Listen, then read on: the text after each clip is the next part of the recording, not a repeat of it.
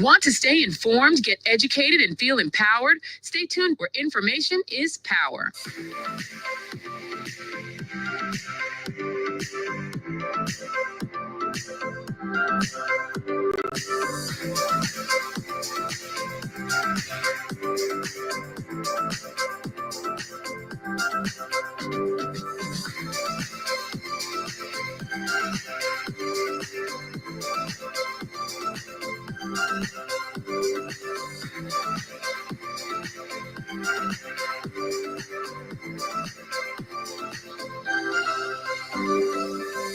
Eddie Frederick has got it all. Inspiration, motivation, great advice, and biting opinion pieces as only Eddie Frederick can deliver. Eddie Frederick has got it all. Welcome to EDDIE-FICATION, made possible by the efforts of the Center for Democracy and Good Governance, CDGG. The Center for Democracy and Good Governance is a sound organization established to promote and strengthen democracy. I want the best for my family, so every meal has to be perfect. Every bite has to say, There's no doubt in my mind that the best in frozen meats and vegetables has to come from the Country Cold Store. Hams, turkeys, sausages, beef, pork, chicken. I just don't know my family is in safe hands. Thank you, Country Cold Store, for being there for us for the past 40 years. There are some interesting specials available at Country Cold Store's Mini Mart while stocks last. Take advantage of these specials as they assist you to stretch your limited funds. The Country Cold Store, providing the best in frozen meats and vegetables since 1969. Need a personal integrity booster shot? Your prescription is right here. Tune in with Eddie Frederick every week. Information is power. Attention all forward-thinking companies. Sure, you can do with a continuous positive boost to your image and impact your bottom line. If you think training is expensive, try not training and you will experience a perpetual downward spiral in patronage on account of increased dissatisfied customers. Take things into your hands and engage the best at motivation and customer care training with a tried and tested track record. Visit www.efrederick.com now and learn how you can change the atmosphere in your business and improve the customer experience for everyone who does business with you. Spice Island Beach Resort and Belmont Estate are two such local entities of world renown that have benefited tremendously from ongoing customer care, social skills, and motivation training. Training changes everything for the better for any business and every team member. Enhance employee performance through increased awareness and passion for the job at hand. Greater potential in your workforce. Engaged, high-energy training that works. Log on now, www.efrederick.com. Eddie Frederick has got it all. The hurricane season is now upon us, so we as Caribbean people need to remember to think safety and be prepared. Avoid venturing outside during a storm or hurricane, especially if there are strong winds. Rooftops and other debris are often blown about and can cause great damage.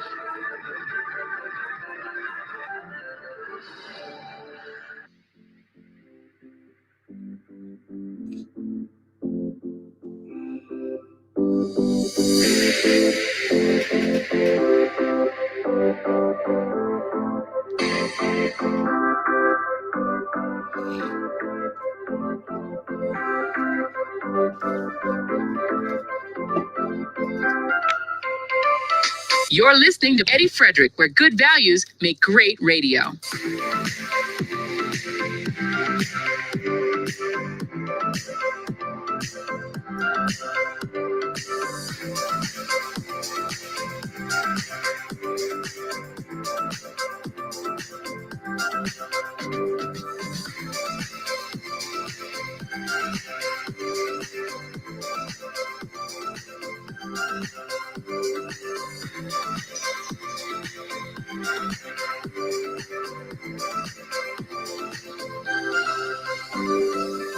Inspiration, motivation, great advice, and biting opinion pieces as only Eddie Frederick can deliver.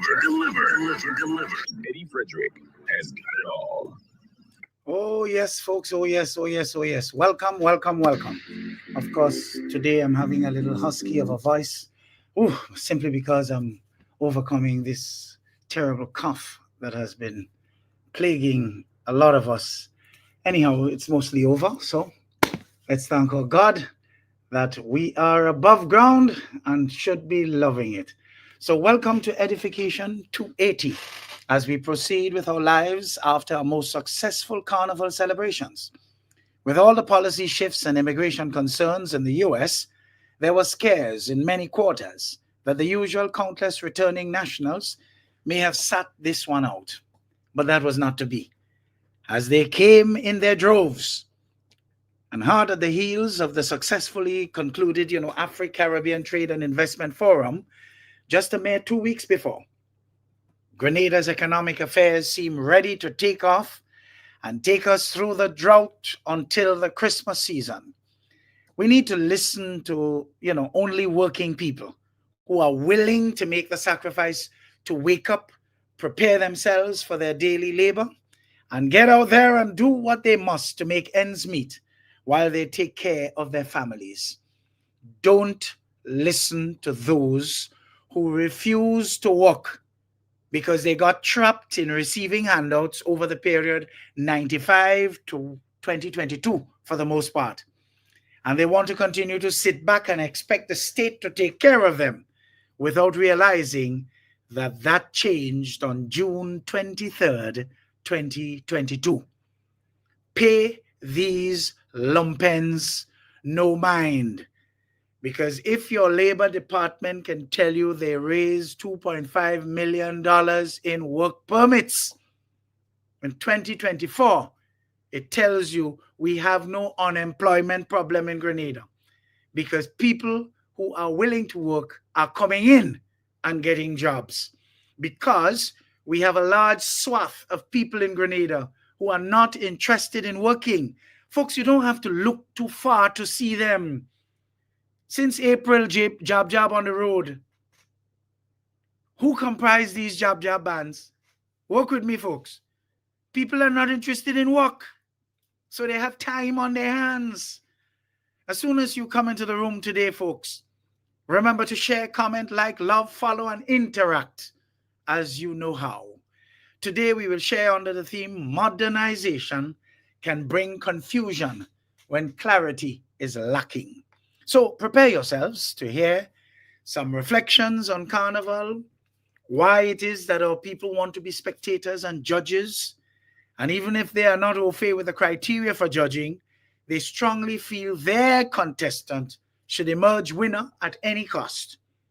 We also will take a look at independence and what it really means to be a sovereign state that refuses to submit to the dictates of any other.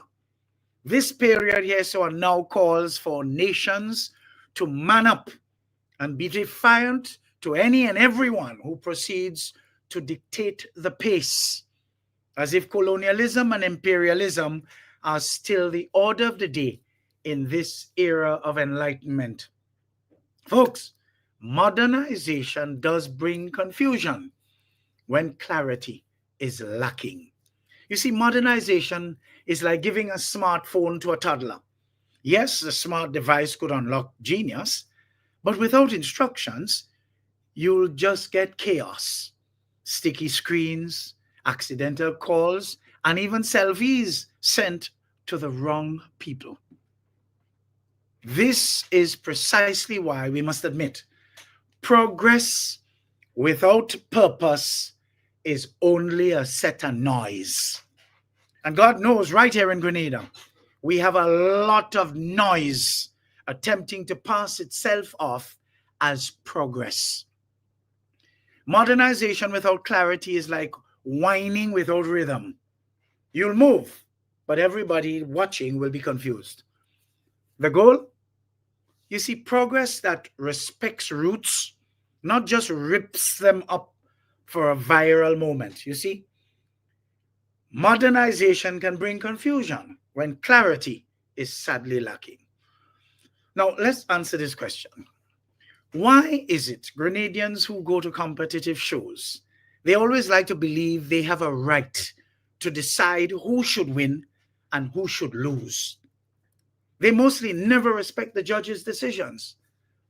You see, the perception that Grenadians or any audience feel entitled to decide who should win or lose in competition shows likely stems from, I would say, a few cultural and even psychological factors.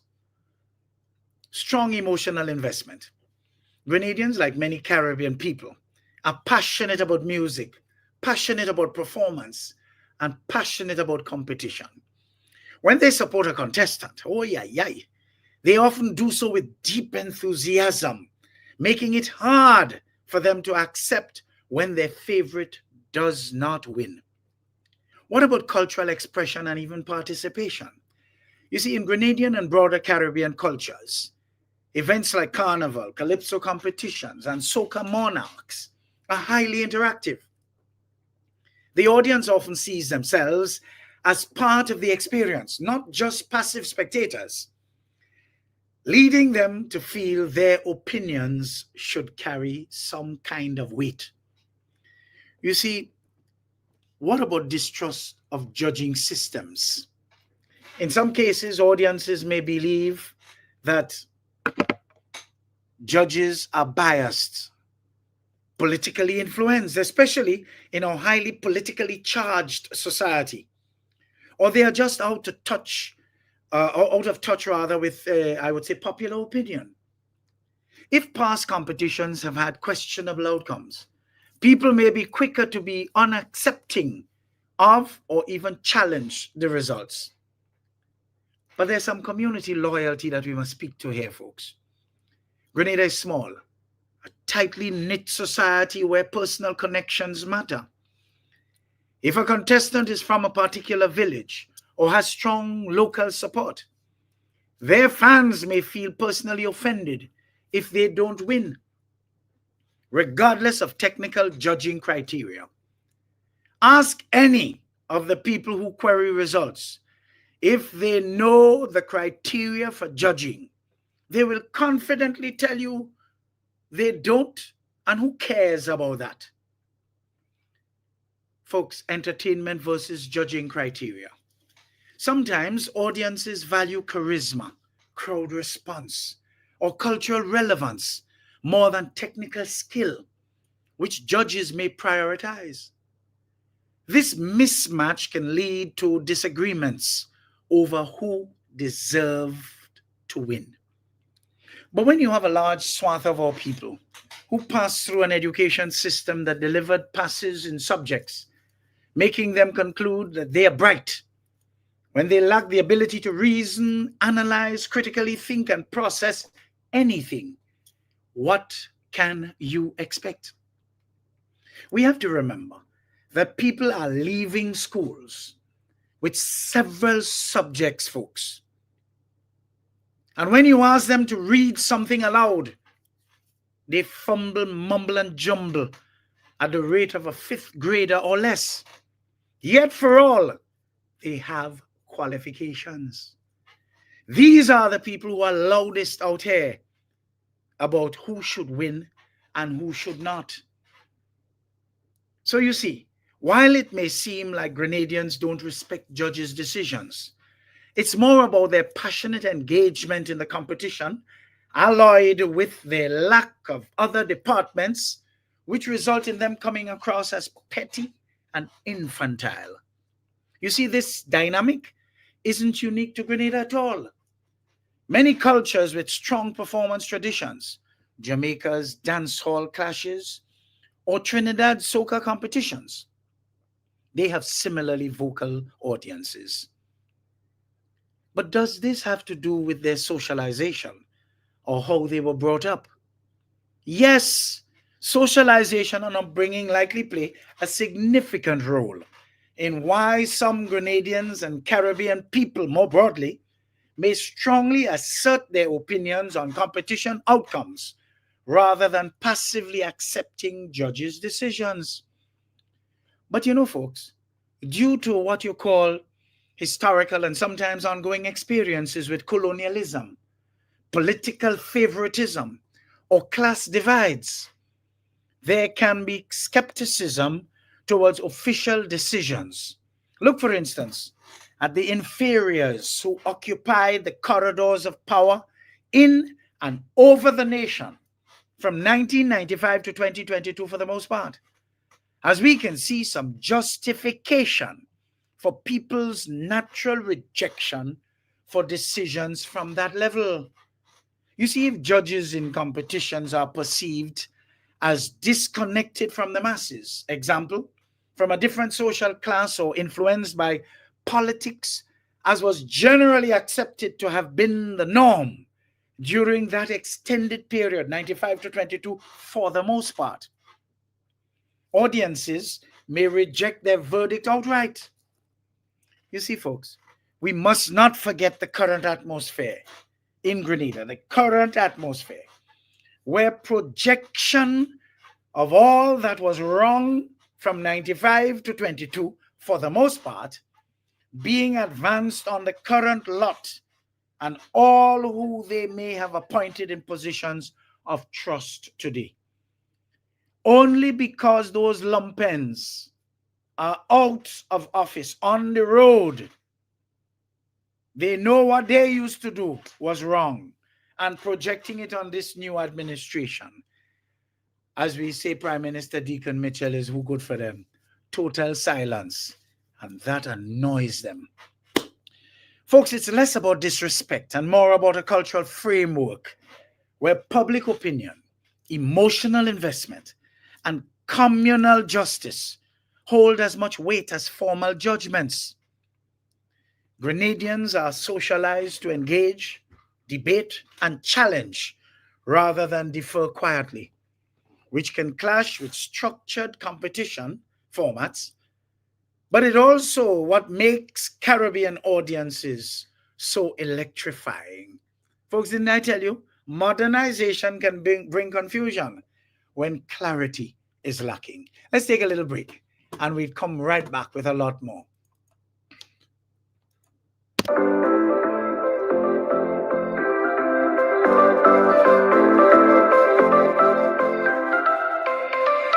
Want to stay informed, get educated, and feel empowered? Stay tuned where information is power.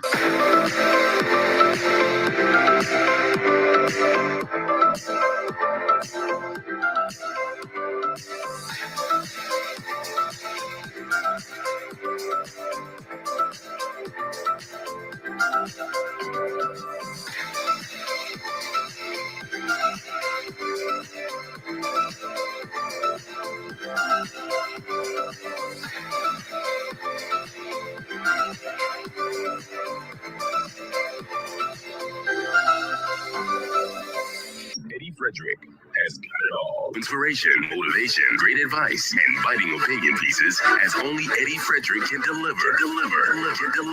Eddie Frederick has got it all.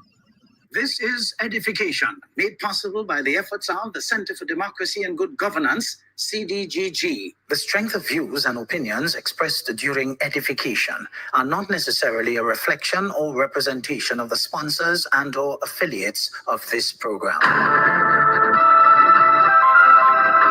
hurricane season is now upon us, so we as Caribbean people need to remember to think safety and be prepared. Avoid venturing outside during a storm or hurricane, especially if there are strong winds. Rooftops and other debris are often blown about and can cause great damage.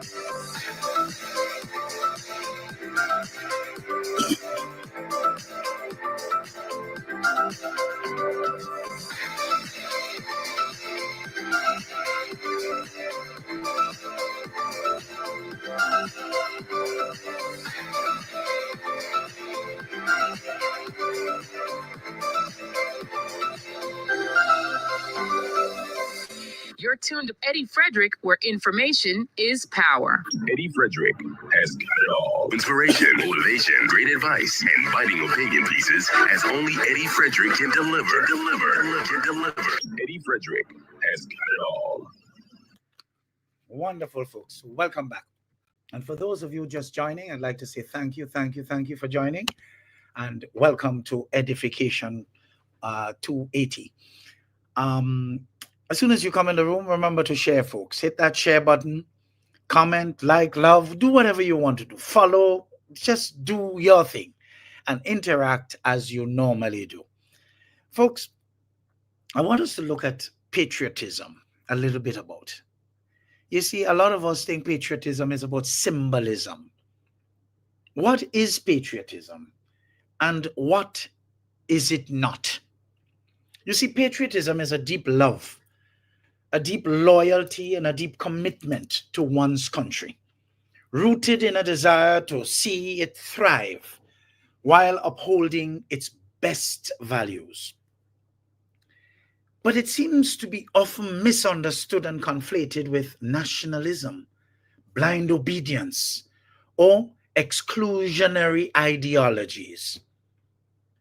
Let's just look first at what patriotism really is.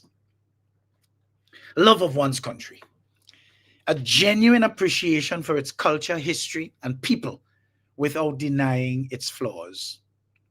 Commitment to improvement, working to make the nation better, whether through civic engagement, constructive criticism, or service. Respect for democratic values, upholding principles of justice, equality, and freedom, even when challenging the status quo. Unity in diversity, folks, celebrating the nation's diversity while fostering solidarity among its citizens.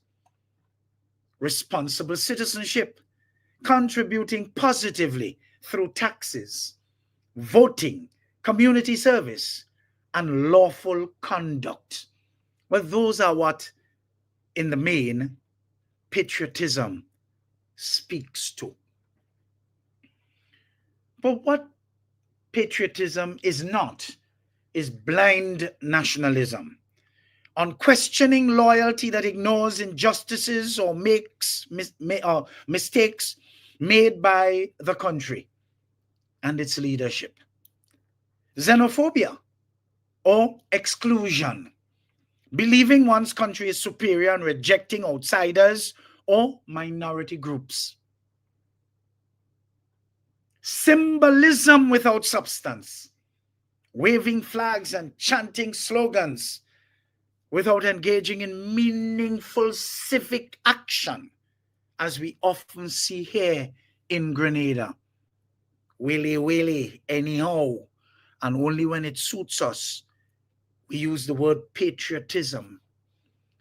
Silence in the face of widespread wrongdoing. True patriots hold their country and their country's leadership accountable rather than justifying any form of oppression or wanton corruption, as became the norm here between 1995 and 2022 for the most part. Militaristic aggression. You see, patriotism does not support unnecessary wars or oppression in the name of national interest. Hell no. Genuine patriotism, folks, is active, critical, and very inclusive. It means loving your country enough to demand better from its leadership and its people.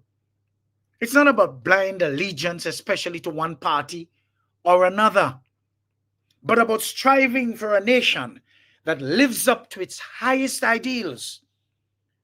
True patriotism is action, not just appearance. Patriotism is about improving lives, not just celebrating the past. A patriot is one who fights for their country to live up to the ideals of equality and justice. A strong country depends on shared prosperity, not just military might. You see, blind loyalty harms a nation, as this nation has been harmed between 95 and 2022 for the most part. Patriots demand better. You see, loving your country means preserving it for future generations, not future greens or future yellows. Patriotism isn't about performative pride. It is about practical love. The most patriotic acts often involve hard work, sacrifice, and courage to make a country better than you found it.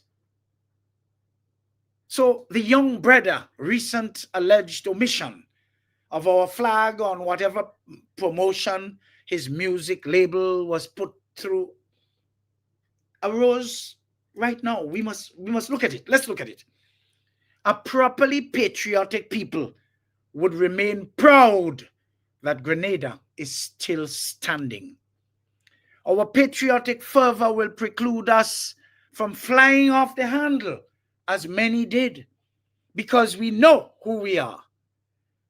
Flag is an important symbol, but our Grenadian spirit is alive. The spirit of Julian Fedon in us lives. The spirit of Eric Gary in us lives. The spirit of Maurice Bishop and his revolutionary comrades in us live. You see, the spirit of African ancestors lives within us. We're not going to mix up our love of symbols with true and genuine substance when it comes to our patriotism.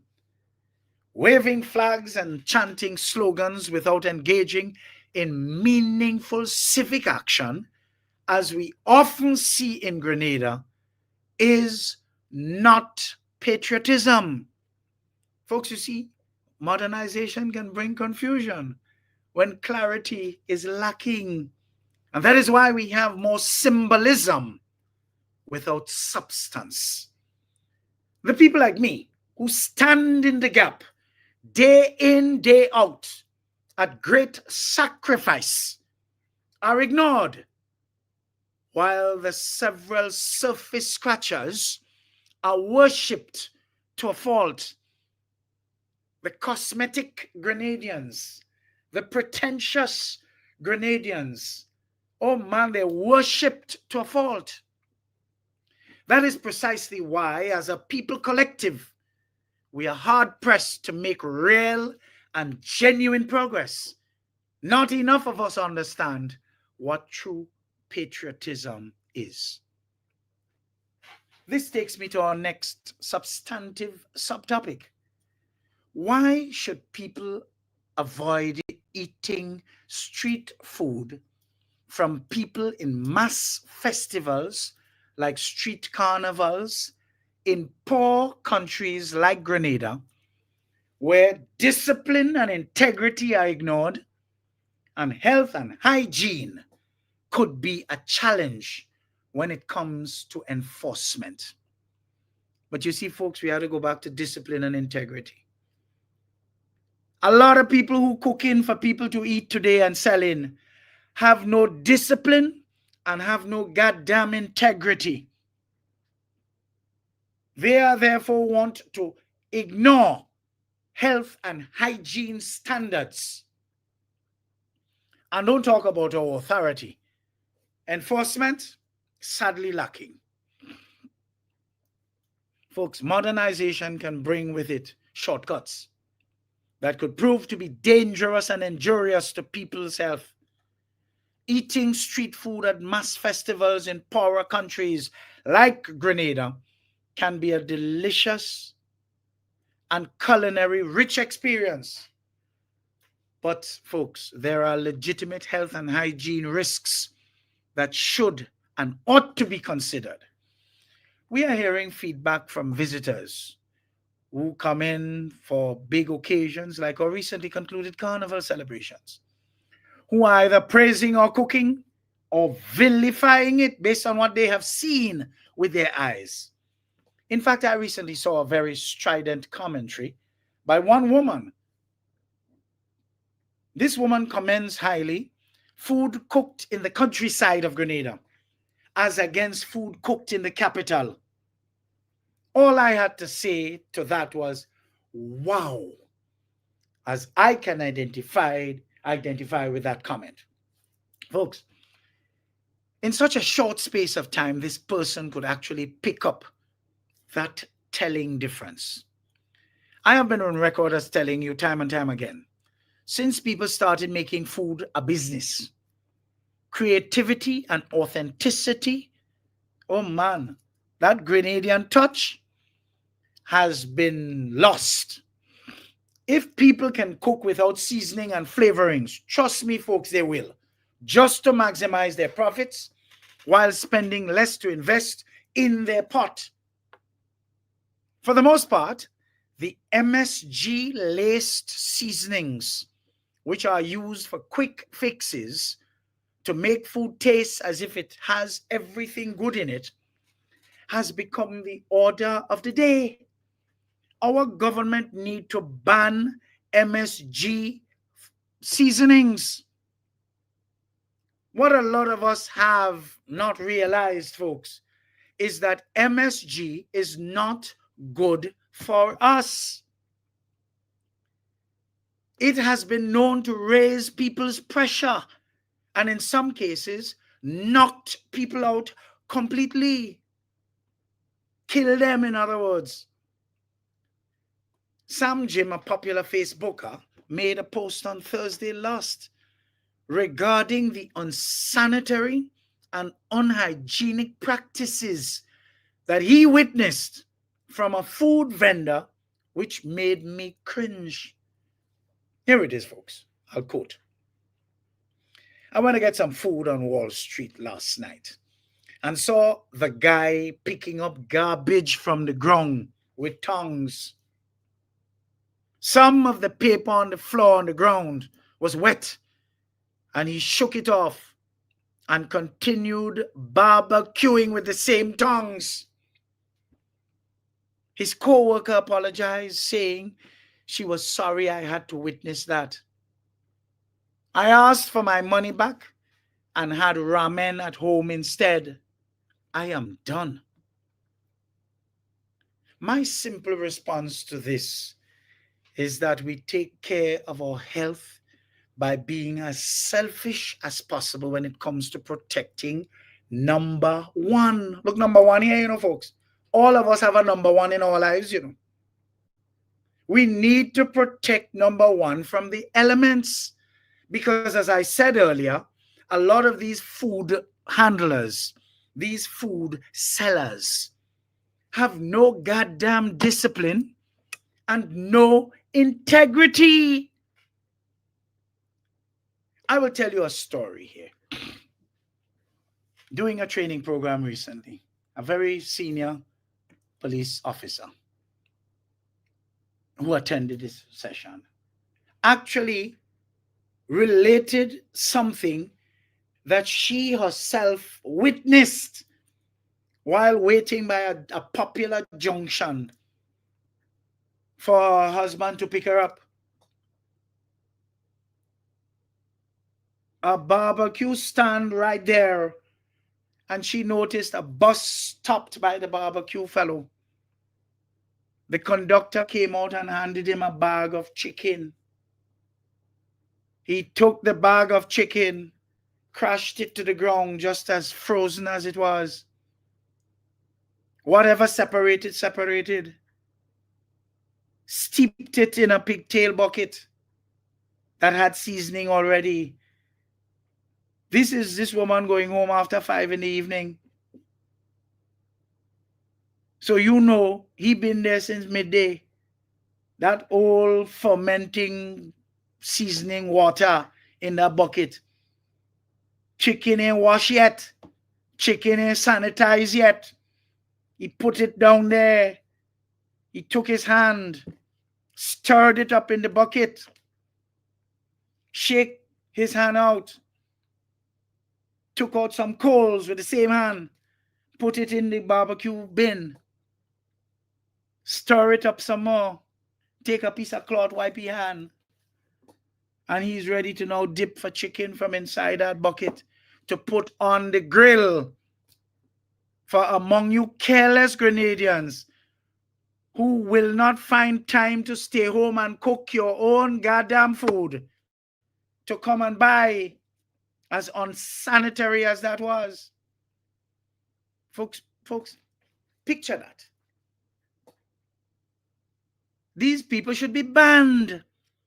People have to make up their minds to eat well before they leave home for anywhere in Grenada. You don't know what you're eating. Street food in Grenada has become a problem for people's health.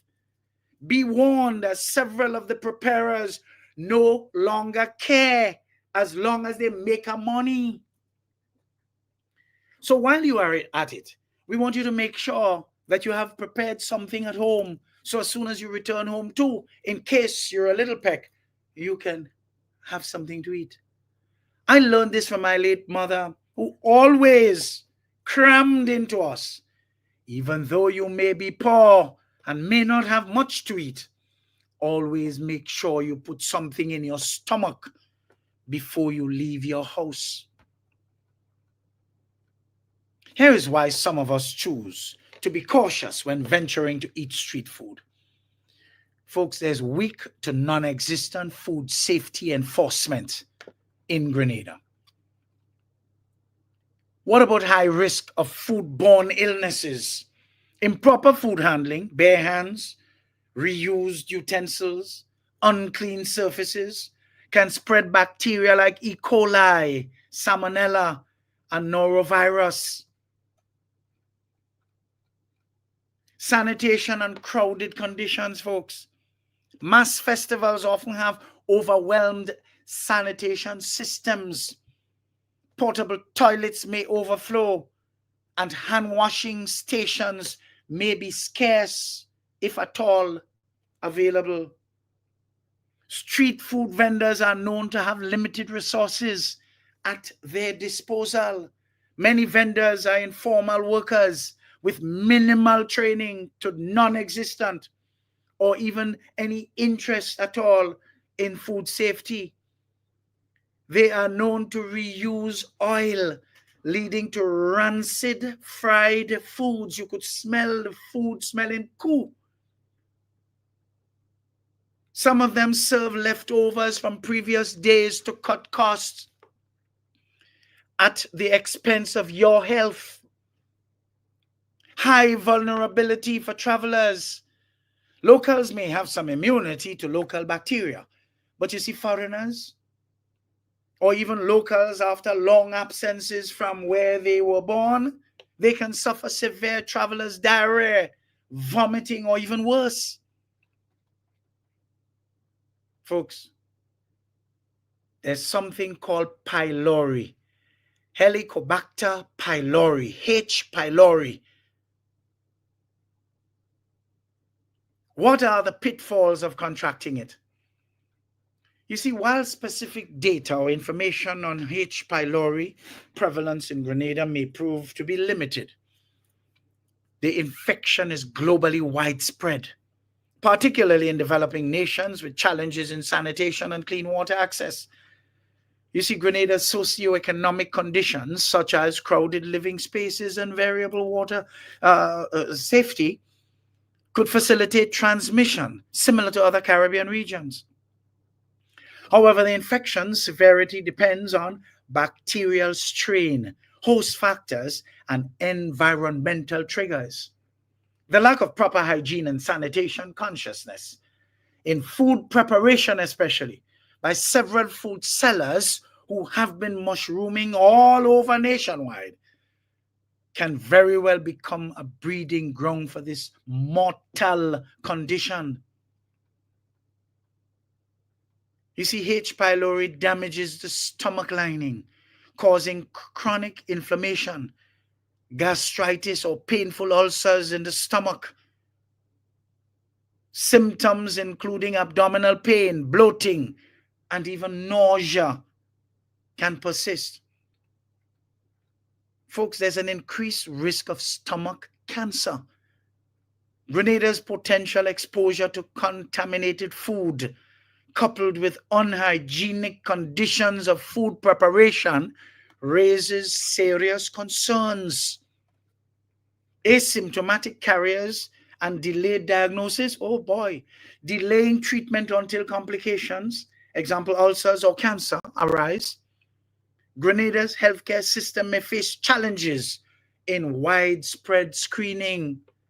Folks, I know someone who developed H. pylori and fortunately was blessed enough to take himself to a neighboring island where he was diagnosed right away and seen to, thus avoiding further deterioration in his health. Transmission risk, folks. Spread via contaminated food, poor hand hygiene, or even close contact. Folks, antibiotic resistance can complicate eradication. Grenada's healthcare infrastructure may limit access to advanced diagnostics or multi-drug therapies. You see, while H. pylori is manageable with antibiotics, its silent progression and potential for severe complications make it a notable health concern in Grenada, particularly in resource-limited settings. Folks, this thing is serious. Preventive measures and early treatment are key to reducing risks.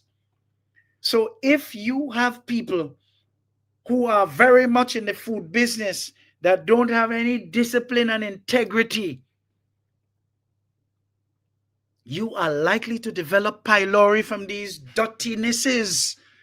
And God knows we have a lot of them. Modernization can bring confusion when clarity is lacking. Let's take a break. Folks, I told you there's a lot of pepper here today, you know. A lot of pepper.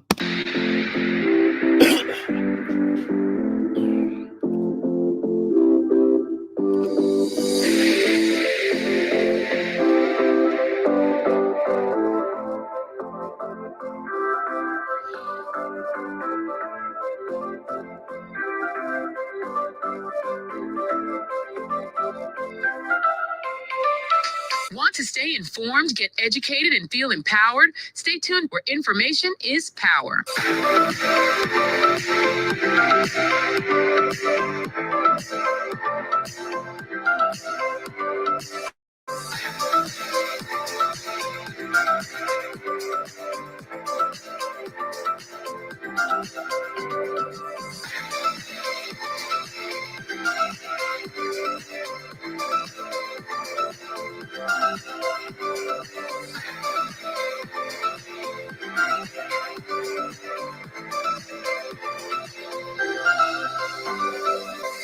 Eddie Frederick has got it all. Inspiration, motivation, great advice, and biting opinion pieces as only Eddie Frederick can deliver.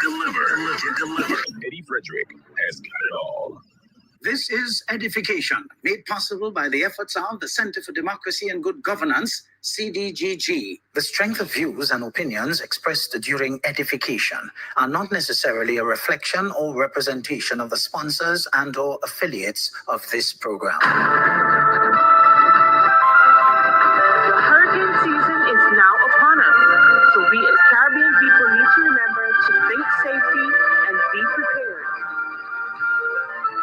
Avoid venturing outside during a storm or hurricane, especially if there are strong winds. Rooftops and other debris are often blown about and can cause great damage.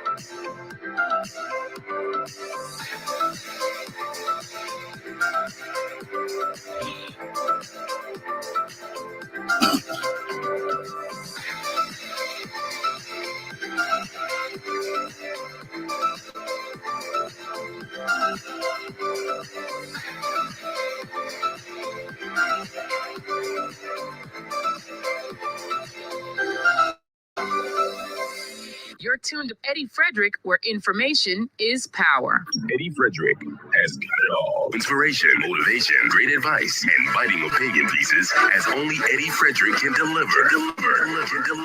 Eddie Frederick has got it all. You know, and somebody's just asking how hygienic these food sellers are after using the bathroom. But where's the bathroom? In the bush, on the side of the road, where they wash their hands. Folks, we have to, if there are no buyers, there will be no sellers, you know. And every corner you turn, every bus stop is some barbecue pit with some nasty old meat or something smelling cool. Just cooking for people to eat. Since when Grenadians get so? Folks, we have to stop it. Our life expectancy here is just too low. People just dying. Death announcement is like an action movie. Full. Sometimes it's 45 minutes, 30 minutes, 55 minutes. We need to check ourselves and get a little bit more conscious. You have people going to work in the morning. You think if I'm a manager somewhere, you could come to work and leave my place 8 o'clock to run outside to get something to eat. You ain't living nowhere. Where you're living under a tent. You're living in a hole in the ground. You don't have a kitchen. It's just nonsense. Total nonsense. People just buying food from anybody, putting this nonsense in their stomachs, laced with MSG, no seasoning, the food ain't tasting good. You just look at it and you could see it's a poor excuse for a plate of food. Since when we get so? Folks, we have to take care of number one. Our health is our wealth. Take care of number one. Everybody selling something. Folks, if you are a person who understands that you were only given one body in which to live, one, you don't have a second one. Take care of yourselves. You just have to make a joke and say you're having a fete tonight. And outside of your place is just a whole set of barbecue and a set of people just gathering to sell things outside your place. What is that? That is a sign of poverty. That is a sign of dunceness. It is a sign of you live in a decrepit nation. It's sad. We have to control this thing. But as we say, if you have no buyers, these people will not be mushrooming everywhere. You look at some of the bus stops. There's one by Fort Judy Gap. It has become a seller's stall. On the other side is some rangatanga thing. You look in the Wester Hall Point. On the opposite side of the entrance, some kind of broken down kind of piece of nonsense. When are we going to change these stupid eyesores? And you know what I can hear some people saying? The people have to live too. So they must break the law to live. They must go through the right process and the right procedure. It's just a whole set of whole rubbish. And that happened between 95 for the most part and 2022. Why? Because those lumpens were looking for votes. So lawlessness must take precedence so that when my people are ignored, the law and whatnot is okay because they go vote for me and take the country down the rabbit hole. Folks, all that nonsense has to stop. All that must stop. No rules, no regulation, no accountability. Thank you very much, Valofia, for your comment. Very, very important. Anyhow, folks, I'm on the warpath today, as you see. Modernization can bring confusion when clarity is lacking. We just took a break. For those of you just joining, welcome, welcome, welcome. It's a plum-pleasing pleasure to have you. You know, what are visitors saying about Spice Mass 2025? Here's what I would attempt to deliver as a summary of visitors' reactions and experiences related to Spice Mass 2025, based on, of course, available sources all over. Praise for cultural authenticity and energy. Visitor highlights Grenada's Carnival as deeply rooted in history and tradition, with events like Jab Jab and Pretty Mass standing out as unique expressions of resistance and identity. The Jab Jab situation has reached to the point of out of control of the authorities, as it starts since April on weekends in the early aftermath of the launch of Spice Mass. This trend has been noticed for years and left unchecked to the point where it has become a law unto itself. The high level of political resistance spills over into the art form, with people using it as a gateway to their expressions today. You see, the warmth of the people and the unity in celebrations are frequently mentioned, with attendees emphasizing the festival's communal spirit. We've seen a lot of Facebook feedback with people doing lives to show you how much of a time they had in Grenada. But the standout events, Soca Monarch and Pre-Day, are crowd favorites, with some visitors regretting missing them due to personal circumstances, travel delays, or even emotional setbacks. Juve and Monday Night Mass are described as unmissable for their raw energy and immersive experiences.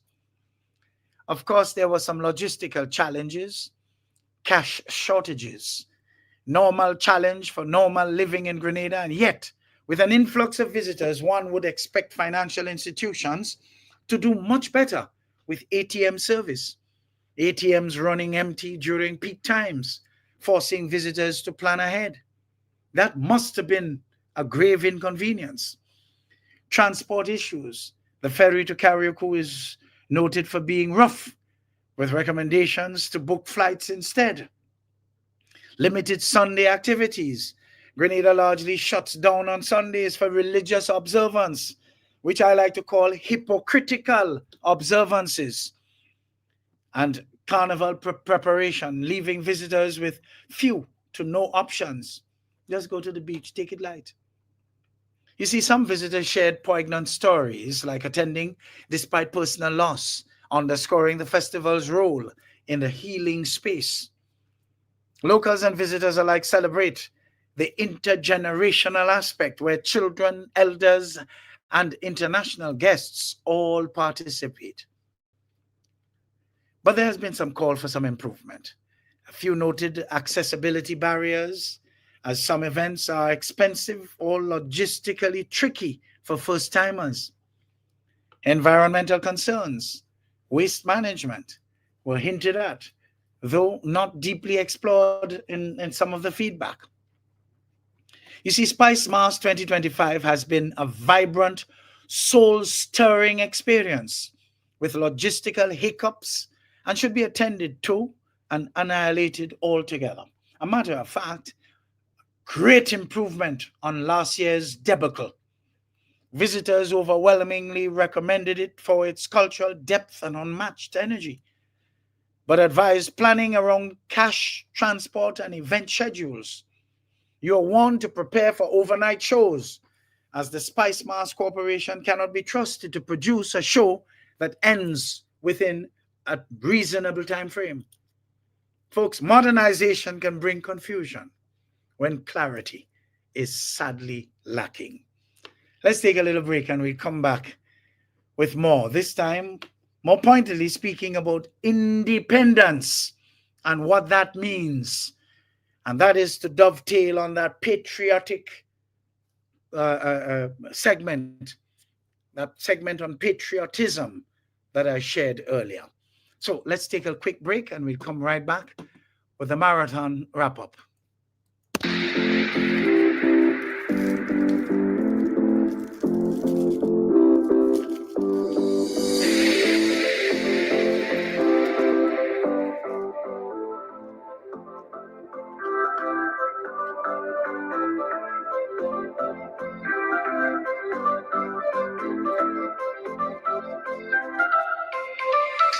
Want to stay informed, get educated, and feel empowered? Stay tuned where information is power.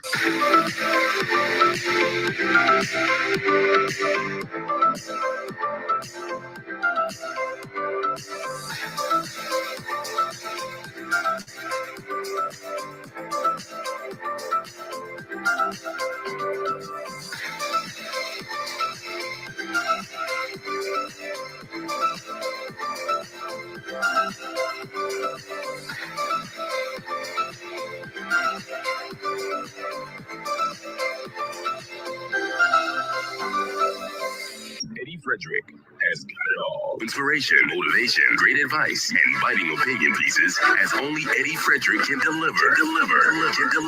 Eddie Frederick has got it all. This is Edification, made possible by the efforts of the Center for Democracy and Good Governance, CDGG. The strength of views and opinions expressed during edification are not necessarily a reflection or representation of the sponsors and/or affiliates of this program. The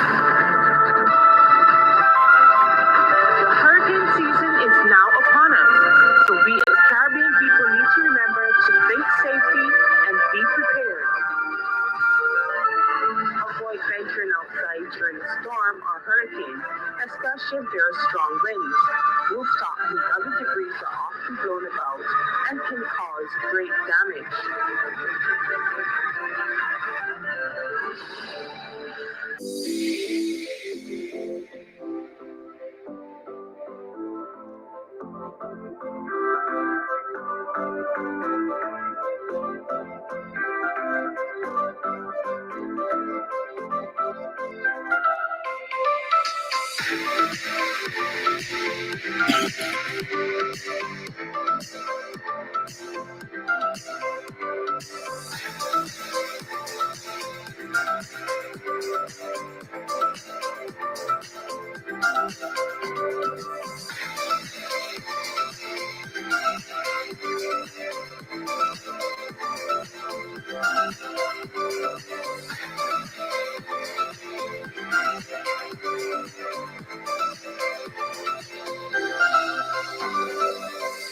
You're tuned to Eddie Frederick, where information is power. Eddie Frederick has got it all. Inspiration, motivation, great advice, and biting opinion pieces as only Eddie Frederick can deliver. Eddie Frederick has got it all. Lovely, folks. So we just entering our final segment. For those of you who just came on, thank you for joining. It's a plumb pleasing pleasure to have you with us today, as per usual. What does being independent mean to small nations like Grenada? Folks, the paradox of independence, Grenada's journey between sovereignty and dependence. For small nations like ours, and of course our sister CARICOM nations, independence represents both a triumphant achievement and an ongoing challenge. Officially becoming independent from Britain on February 7th, 1974, Grenada joined the community of sovereign states. Yet, its experience reveals the complex realities that small nations face in transforming political independence into true self-determination across all spheres of national life. Poor leadership over most of its post-independence period has cast a shadow of total dependence on its people, who behave in true likeness to battered women syndrome. In that the more they were exposed to battering is the more they worship their batterers. It's quite obvious that many of our people do not really have a grasp on the true meaning of independence. Too many get caught up in the celebrations and activities that denote merriment when the 7th of February comes around each year, while they take their cue from their political leaders over the years who pander to larger powers as if to do their biddings for them. while no philosophy is devised to underpin true development of our people, economy, and space under the sun. When sanctions are issued on other countries by more powerful nations, we tend to shrink in our response, as if to accept that it is a good thing it is not us. When our turn comes, we tend to glorify it instead of falling back to the resort of patriotism and national pride to stand firm in our sovereignty. Many of us behave in true ting-pelling, and know that would have happened, is a good thing here. I tell you, good for them. Let me see how they go get out of this one. I know America would have clamped down on them, We have to ask, where are our proper journalists who have not been brought over by the polarized politics of color to ventilate the issues around this likely sanction on our leaders having to do with our bold move to lead the Afro-Caribbean Corporation, with this Cuban medical mission being used as a front at this time? Where are the analyses? Where is the scholarship? But instead you will hear one posing as a journalist. Ting-belling, I know that would have happened, It's good for them. That is a journalist, folks. Our independence means we do what we must in our people's interest, regardless of the reactions of others. That is patriotism, not symbolism. We have to stop pandering to the whims and fancies of others. We must. That era of politics is over. It is not fair for anyone to conclude that the period 1974 to 79 here in Grenada was without its challenges for the then leadership of the father of independence and his administration. It is clear that Sir Eric Gairy was a visionary who was way ahead of his time, and his detractors, knowing this, did all they could back then to distract him from delivering above and beyond, as may have been his intention after independence. It was highly unfortunate that he played right into their hands to respond the way they expected him to respond to their consistent provocations with violence, thus winning for them the national sympathy they were able to garner, leading to a most popular uprising against him and his regime on March 13th, 1979. Folks, we must look at political sovereignty versus economic constraints. Grenada's independence formally ended British colonial rule, establishing the nation's right to self-governance and international recognition as a sovereign state.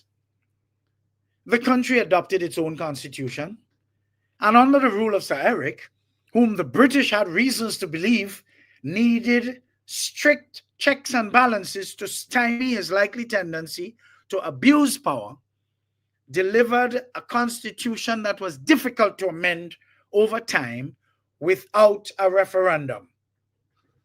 National symbols like the flag, pledge, and anthem, together with the authority to make its own laws and foreign policy decisions, formed part of the package. However, as we all got to find out, political self-rule does not necessarily equate to economic self-sufficiency. The Grenadian economy revealed the limitations of sovereignty for small states. Heavy reliance on tourism, a sector vulnerable to global trends and natural disasters. Persistent trade deficits, importing more than capable of exporting. Dependence on foreign aid and loans that often come with strict policy conditions. a shift from agriculture, once dominated by nutmeg and mace production, to service industries. As one commentator starkly put it, Grenada's independence resembles a juicer without fruit. Or, on the political front, a minister without a ministerial portfolio. Political structures without adequate economic foundations, yet made to observe all various institutions at a heavy cost, with very little means to afford them. While Grenada achieved formal decolonization, new forms of external influence emerged. You see, the 1983 US-led invasion that overthrew the Marxist-leaning government demonstrated how great powers might intervene in small states' affairs. International financial institutions imposed structural adjustment programs in exchange for economic assistance, after the small, ill-focused and visionless authorities either siphoned the country's funds or bad spent them otherwise in ways that would favor their return to office time and time again. Offshore banking regulations forced by international bodies like the Financial Action Task Force show how global norms constrain domestic policy choices. This dynamic led to the observation that our independence did not carry in itself a stop to these outside interferences. Rather, these outside controls assumed a new dimension, neo-colonialism. In fact, it became so relevant when you have inferior leadership pandering to the whims and fancies of others. Neo-colonialism strive. Independence also brought internal challenges to Grenada's society. The initial independence was marked by political violence, strikes, and opposition boycotts. You see, deep political divisions persisted after independence, many times leading to assassination of character, job losses, and victimization along party lines. The most divisive period in Grenada's post-independence history was between 1995 and 2022 for the most part.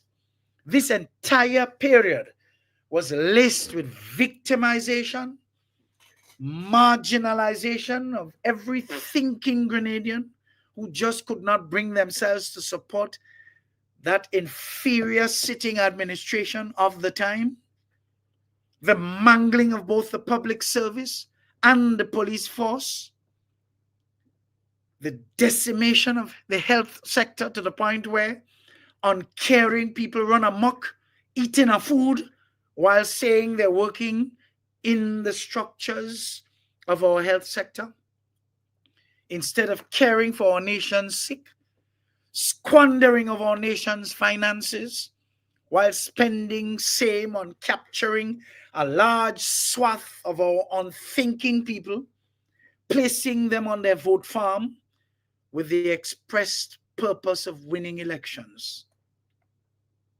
If we were to really be serious about independence, we would have copied the Singapore model, where, according to historical accounts, Lee Kuan Yew, the father of Singapore, took 3 important decisions at the beginning of independence on August 9th, 1965.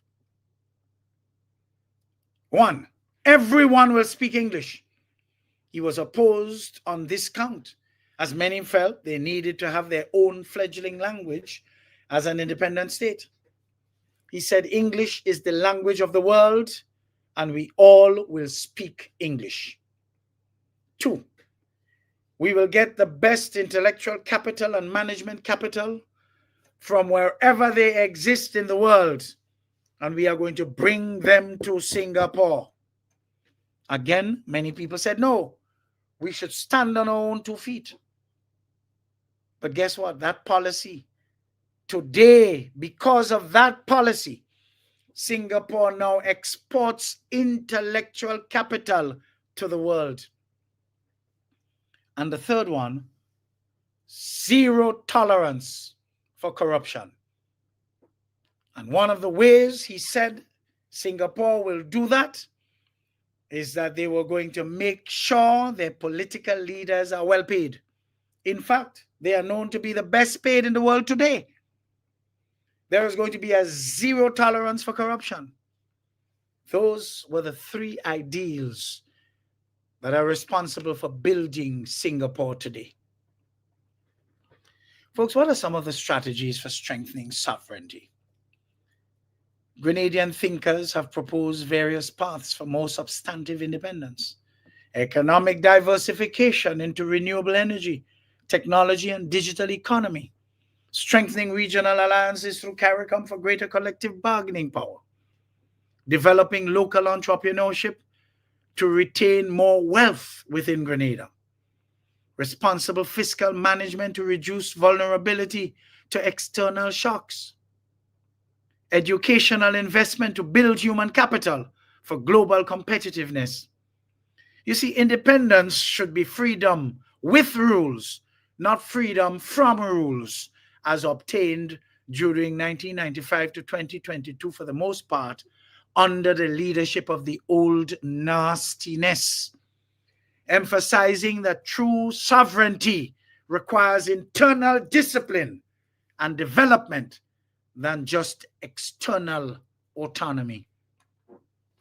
While political sovereignty was achieved in 1974, the project of building economic resilience, social unity, and authentic self-determination seemed to have never started. As the nation observes its independence annually, it faces the dual challenge of honoring its hard-won political freedom while addressing the persistent dependencies that constrain its full expression. You see, the Grenadian experience suggests that for small nations, independence means the formal right to self-governance. The ongoing struggle for economic self-sufficiency. The need to navigate international relations without compromising sovereignty. The project of building national identity across political divisions. The responsibility to develop internal capacity to reduce external vulnerabilities. But as Grenada reflects on its independence, it embodies both the aspirations and limitations that small states face in global systems still shaped by inequalities of power and resources. Its journey underscores that independence is not merely a historical event, but a continuous process of asserting and actualizing sovereignty in an interconnected world. Folks, we cannot assume independence if all we study in is fete, wine, jam, and rum. Extremely poor leadership and management over the years have led us to where we are today as a non-starter in the scheme of things. If only our people were smarter and more focused on the greater good of our nation, true nationhood would have been forged. As I would always say, the only period in our history that Grenada appeared to be headed towards the trajectory of national independence was during the People's Revolutionary Government, when true and genuine people development was the main focus.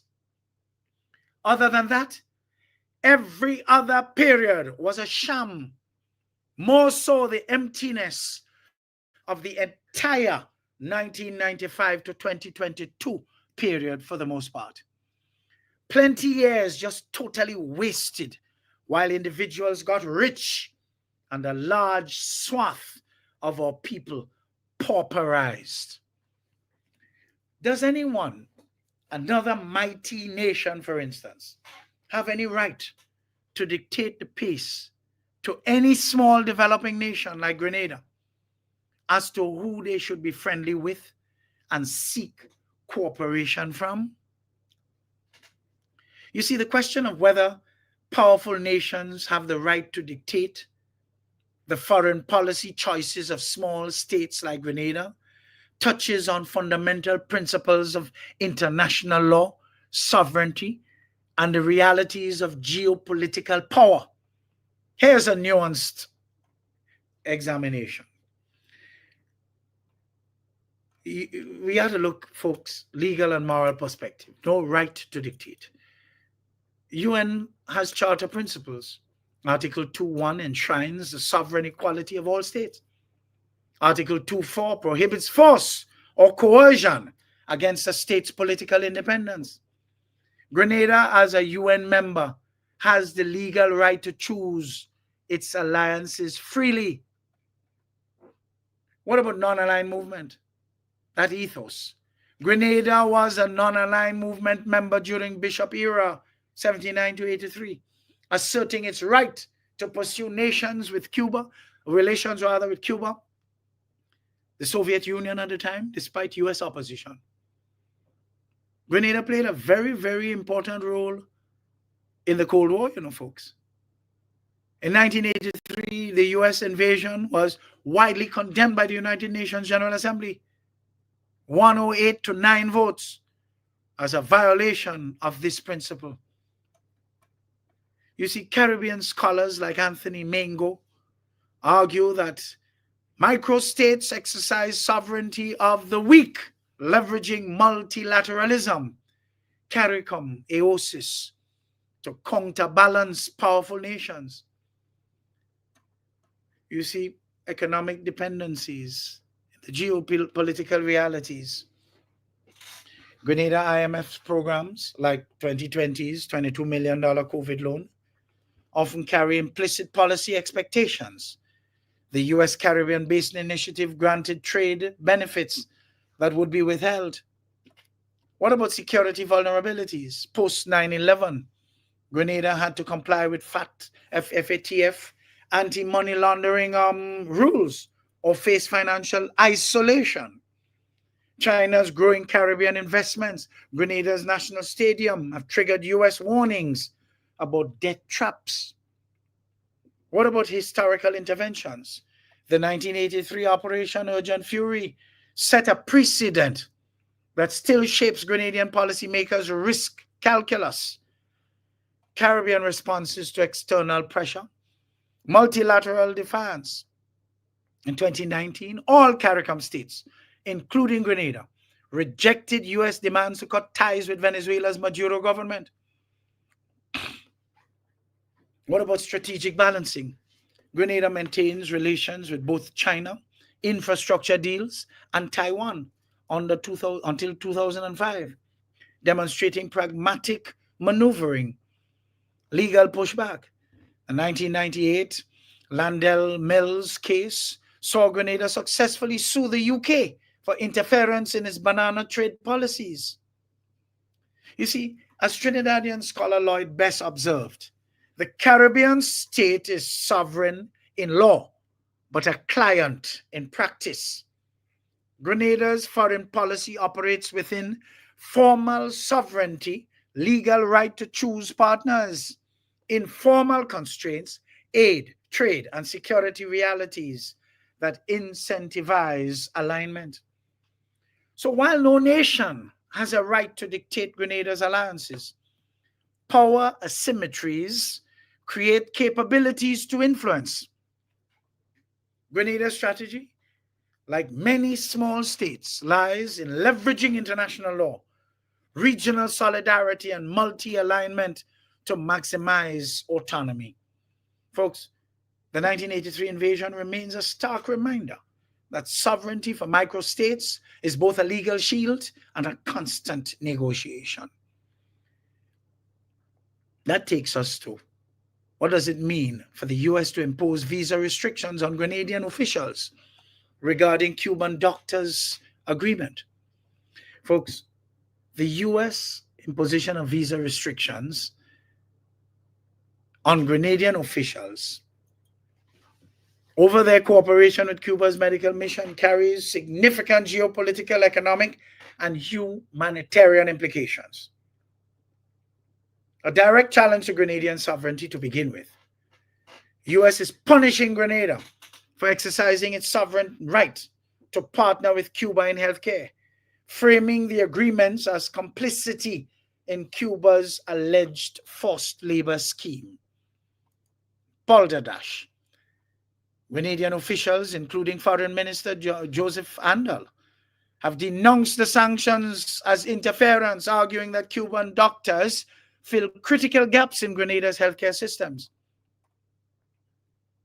A chief example, the dialysis programs. CARICOM leaders like St. Vincent's Prime Minister Ralph Gonsalves have rallied behind Grenada, with some declaring that they would lose their U.S. visa before letting patients die in their home countries. But you see, the U.S. geopolitical strategy is to isolate Cuba. The visa bans are part of the Trump administration's maximum pressure. That maximum pressure campaign to cripple Cuba's economy by targeting its top foreign revenue source, medical missions. Folks, the U.S. claims Cuba pockets most of the fees paid by host countries, example Grenada, leaving doctors with minimal wages, a practice labeled modern slavery. Folks, this might be going on in other countries, but this is certainly not true, as Cuban doctors are known to live in areas like Fort Judy, Egmont, Wester Hall, whether it's Wester Hall Point, Old Wester Hall, Wester Hall Heights, True Blue, Lansapine, and the more highly residential areas in the Grandans district, which they could not afford if they were not properly paid locally. So that is just balderdash, and that is why we have to conclude or put in the mix the successful hosting of the Afro-Caribbean Trade and Investment Summit here in Grenada. Grenada has been in the lead looking for alternative relationships since the geopolitical switch of the American policy since January of 2025. Critics argue the U.S. is hypocritical, as allies like Italy and Qatar also employ Cuban doctors without sanctions. You see, Cuban medics provide essential services in Grenada, including dialysis and primary care. Removing them could collapse understaffed healthcare systems, which are already challenged as it is. Grenada's current finance minister warned that losing Cuban doctors would deliver a severe blow to public health, noting local graduates often leave for higher paying jobs abroad. You see, Grenada and other CARICOM nations are defying U.S. pressure, framing Cuban cooperation as a moral obligation for decades of solidarity. Example, COVID-19 aid. Barbados' Prime Minister Mia Mottley and Jamaica's Foreign Minister Kamina Johnson-Smith have publicly defended the missions, highlighting their life-saving impact. You see, the sanctions risk alienating the Caribbean, pushing nations closer to alternative partners like China, which offers infrastructure deals without political strings. The U.S. is seen as prioritizing regime change over regional welfare, undermining its rhetoric about democracy and human rights. Folks, the visa restrictions reveal a power asymmetry. While Grenada has a legal right to choose its partners, U.S. economic and diplomatic leverage forces small states into challenging choices between healthcare survival and geopolitical alignment. As Grenadian officials vow to stand with Cuba, even at the cost of U.S. visas, the episode underscores how U.S. sanctions often harm vulnerable populations more than authoritarian regimes. But what are the key takeaways? The US is weaponizing visa policies to fracture South-South cooperation. But Caribbean resistance signals a growing rejection of unilateral coercion in favor of regional solidarity. Folks, we have to get a little bit more analytical. We have to graduate to critical thinking to realize this Cuban medical mission nonsense that America just pulled there is not genuine. The movement towards continental Africa, the Afrexim Bank, didn't they just come out talking about $300 billion in deals that they signed in the Caribbean at the 4th Afri-Caribbean? Hello, folks, that's a lot of money going towards continental Africa in loans. Tom drunk, but Tom no fool. Because Grenada is not doing anything different. The Cuban doctors that are here are having a great life. The Cuban nurses who are here are having a great life. We are not paying them pittance. Whatever the agreement calls for us to pay the Cuban government, whether it is annually, monthly, I don't know and I don't care. But I know the Cuban doctors are well paid. So you want to tell me St. Augustine's Medical Services, a private entity in Grenada, is paying pittance to the Cuban doctors and nurses who are working at that institution, that fine private institution in Grenada? Folks, that is nonsense. Total nonsense.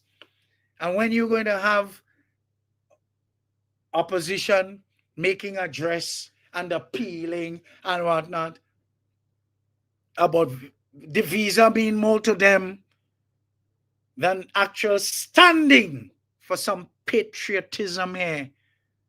We are a sovereign state, and the world must remember that. You see, Bishop taught the world that. That's why Grenada stood tall during the 1979 to 1983 period. We are about to stand tall again.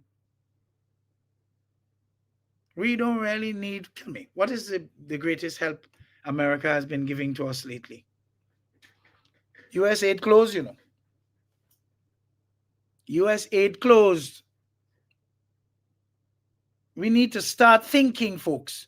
Stop using our kidneys and instead use our brain. But you see, we can't, because our priorities is fat, rum, wine, jam, jab, jab. So we listen to dunce people dressed up, making our national address that are making no goddamn sense, talking a whole set of balderdash, rubbish. We are a sovereign state, and we must stand firm. Yeah, we're using diplomacy, but we must stand firm.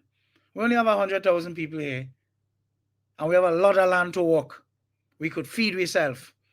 So all of you who have time to play jab since April, go and walk the land and get yourself self-sufficient. Singapore did it with absolutely no natural gas, no fossil fuels, but they became a self-sufficient country. What Grenada needs is leadership, not old teeth posing as leaders. Proper leadership, which I believe we have now. Remember, the entire period 1995 to 2022 for the most part can be considered squandered. Squandered.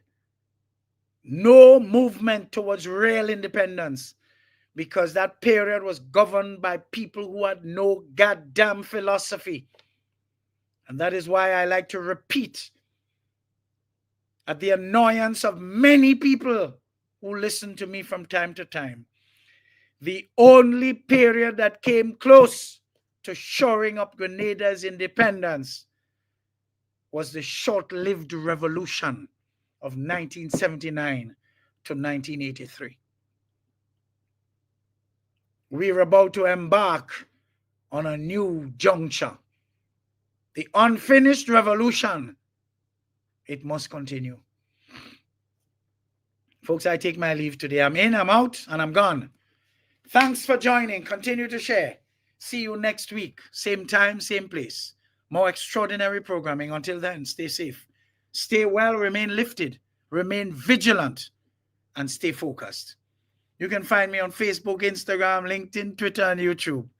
Just type in my name, Edward or Eddie Frederick. No fake name. Subscribe, like, and share. And be prepared to receive your mental multivitamins as straight up as I deliver them. Go on the other side, set a whole crap podcast and see which one could edify you like this. Take great care of your wonderful selves, folks. Remember, the carnival is over. We have a nation to build now. All the best. Have a great week. Great and productive.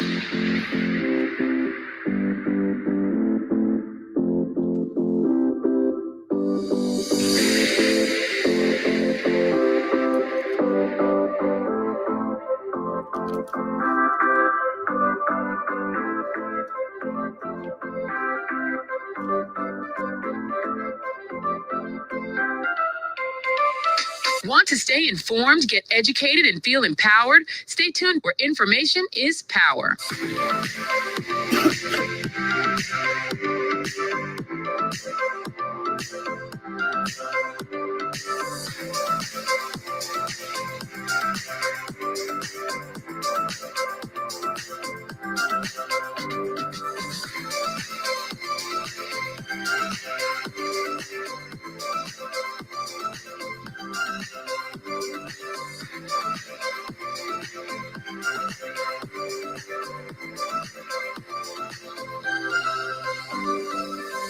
Eddie Frederick has got it all. Inspiration, motivation, great advice, and biting opinion pieces as only Eddie Frederick can deliver. Eddie Frederick has got it all.